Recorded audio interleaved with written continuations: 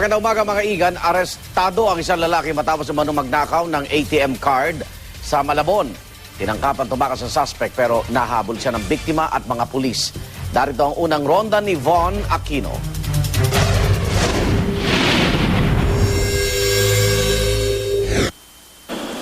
Hindi malaman ng lalaking ito kung papaano itatago ang kanyang mukha sa kahihiyan. Makarang maaresto dahil sa pagnanakaw umano ng ATM card sa pamamagitan ng paglalagay ng glue sa buto ng ATM. Kwento ng biktimang itago natin sa pangalang Michelle. Mag-aalas 10 kagabi na magwi-withdraw sana siya sa JP Rizal Street sa Malabon City nang biglang nagkaproblema ang machine. Hindi ko na po siya ma-press yung withdrawal, yung mga buttons po doon.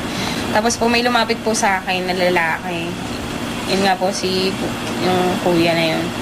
Tapos po sabi niya naghang daw, tawagin ko yung guard. Bagamat 10 oras ng gabi, nagbaka sakali daw si Michelle na baka may gwardya pa sa bangko. Dahil walang nakitang gwardya, binalikan niya ang kanyang ATM card. Pero laking gulat daw niya ng... Pag tingin ko po dun sa lalaki na yan, nandun na po siya sa may tapat nung machine, tapos naano niya po yung card ko doon, nahila niya na yung card ko. Tapos yun, sinabi ko sa kanya, kuya yung card ko, asan na? Sabi niya, wala daw. Agad daw sumakay ng jeep ang suspect na kinilalang si Aaron Consular. Swerte namang may dalang scooter ang biktima kaya't hindi na raw siya nagdalawang isip ang habulin ng suspect. Nang makita siya ng suspect na bumubuntot siya sa jeep, bumaba raw ito at saka sumakay sa isang tricycle. Ang ginawa ko, sinundan ko po, tapos binusinahan ko sila.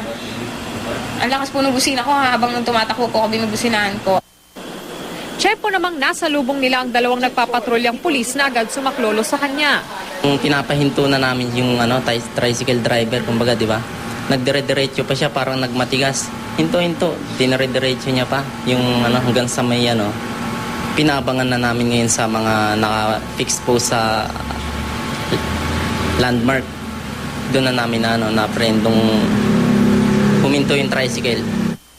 Na-recover sa suspect ang ATM card ng biktima, 2 pang ATM cards at isang tube ng glue na ginamit ito sa kanyang modus. Tumangging magbigay ng pahayag ang suspect. Todo tanggi naman ang tricycle driver na kasabwat siya ng suspect. Nahaharap si Consular sa reklamong paglabag sa Republic Act 8484, ang batas na nagpaparusa sa iligal na paggamit ng mga access device tulad ng ATM cards. Paalala ng mga otoridad sa publiko, maging maingat sa paggamit ng mga ATM. Para sa unang balita, Von Aquino reporting.